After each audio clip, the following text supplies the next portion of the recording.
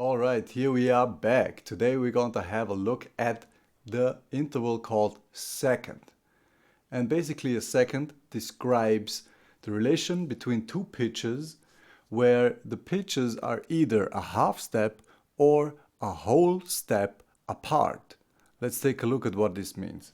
If we have an A as first pitch and the second pitch is a B flat, we're talking about a second interval, more specifically a minor second interval.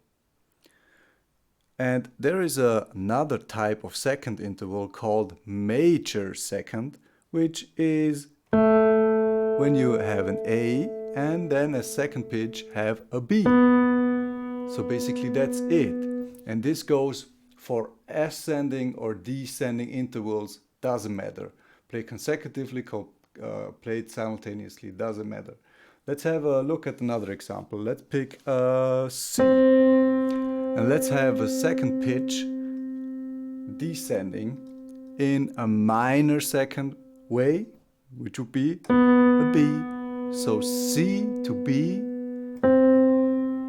minor second. Let's make it a major second. C to B flat, major second.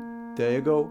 Go ahead and practice your minor and major seconds all over the keyboard or whatever instrument you play.